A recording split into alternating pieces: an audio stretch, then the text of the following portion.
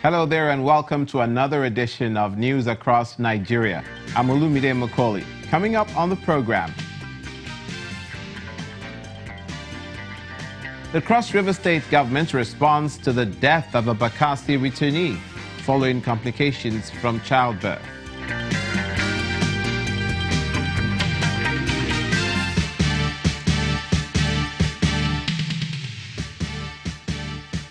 Members of the Islamic Movement of Nigeria staged a peaceful protest for the release of Sheikh El-Zakzaky.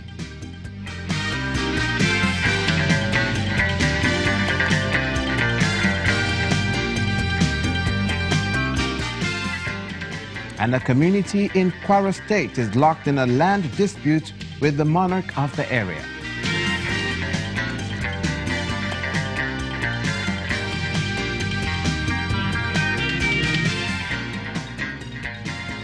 And that dispute hopefully leads to a peaceful resolution. We'll bring you details of that story later on in the program. First, let's begin in the south part of the country, where the Cross River State government has weighed in on the matter involving the death of a Bakassi refugee during childbirth. While on a condolence visit to the camp, the Director General of the Cross River State Primary Healthcare Development Agency, Dr. Bakassi, appealed to signatories of the Bakassi seeding to abide by the Green Tree Agreement and move the refugees to a more conducive environment. This swaddled child was born into the hardship suffered by his parents and 3,000 other Bakassi returnees who are indigents of Cross River State, South Nigeria. Samuel's mother died while bringing him to life, owing to the lack of proper health care. The baby was delivered with the help of camp women. 5 years is a long time to be a refugee in your own country. This presents another opportunity for the returnees to get the government's attention. Sadly, it's the tragedy that gets the job done. A representative of the Cross River State government arrives at the camp to know more about the events that led to Mrs. Etim's death. The Director General of the Cross River State Primary Healthcare Development Agency, Dr. Bakassi, is taken round the camp. Her tour includes a narrative of the events that led to the unfortunate incident. Her response is an appeal for help from the federal government to resettle the returnees. We are pleading with the Nigerian government. We're pleading with Mr. President to please do something about this. I think it's time to act. They need a proper settlement. They need to have hospitals, health centers built for them. They need to have several infrastructures built for them. The government of Cross River State cannot carry this burden alone. Something needs to be done from the federal to look into the plight of these people. And I think the time is now. In this room lies a pile of materials donated by the government to the people of Bakassi.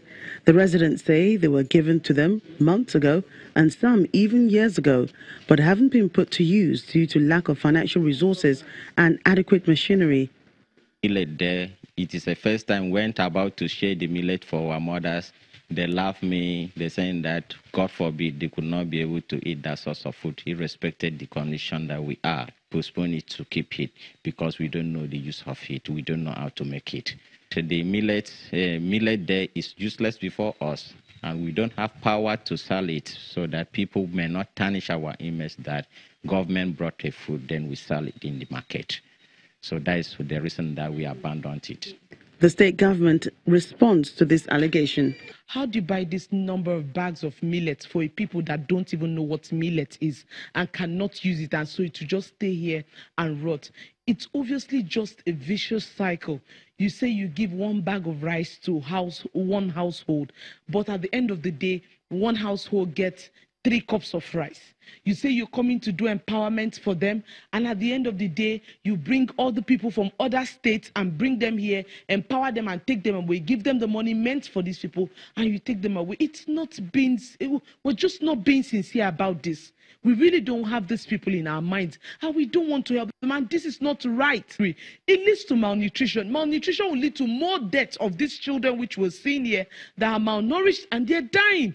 And it's going to even lead to death, maternal mortality. Because if a woman who is pregnant cannot eat properly, cannot feed, nothing, that woman would easily die during childbirth. Cross River State Government is repeating its call on signatories to the ceding of the Bakassi Peninsula to abide by the Green Tree Agreement and resettle the people to a befitting place. To the Federal Capital Territory now, the Islamic movement in Nigeria is asking the federal government to release their leader, Sheikh Ibrahim El-Zakzaki, and his wife in compliance with the order of a federal high court. The group, led by Dr. Abdullahi Zango, held a protest march in Abuja, blocking the entrance to the presidential villa as well as the National Assembly. Sheikh El-Zakzaki and his wife have been in detention since December the 28th, 2015. It is another peaceful march by members of the Islamic movement in Nigeria on the streets of Abuja. Members of the sect are protesting the continuous detention of their leader, Sheikh El-Zakzaki.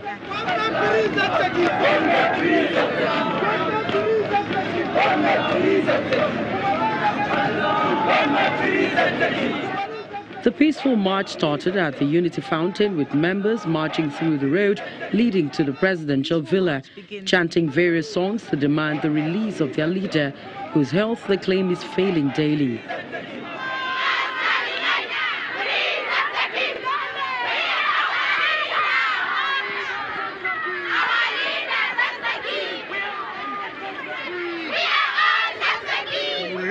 At the entrance to the villa, the leader of the group speaks on why they're on the streets.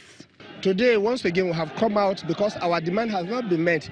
Our response, our request from the federal government has not been answered. So we are tired. We just have to come out until our demand is. And then we are seeing this great opportunity, which is the birthday of our holy Imam, Ali bin Abi Talib, who is our legal successor of the Holy Prophet. So it is 2 days ago was his birthday. So we have come out in commemoration of his birthday. We have come out and seized this opportunity to once more press the federal government to release our able leader, whose health condition is deteriorating on a daily basis, and his wife. With the police and other security agencies monitoring the peaceful protests, Dr. Zango condemns the continuous incarceration of their leader. Because of the terrible and the bad health condition. His health condition is worsening day and day out. So we cannot fold our arms and then and continue to see things going like this. A federal high court in Abuja had on the 2nd of December 2016 ordered the Department of State Services to release Sheikh El-Zakzaki and his wife within 45 days of the judgment. But several months after the judgment, the detainees are yet to be released. You're watching news across Nigeria. The growing number of out-of-school children in Niger State has forced the state government to seek different methods to tackle the problem. One of such measures is the payment of examination fees of students preparing for the senior secondary school examination, the SSCE. Already 300 million naira has been approved for payment of the SSCE fees for the indigenous students, aimed at encouraging them, that is the parents, to send their children to school. Every year, thousands of children drop out of school in northern Nigeria, and Niger State is amongst those that suffer from that challenge. Schools are being deserted almost on a daily basis by children whose families can no longer afford to meet the cost of sending their wards to school.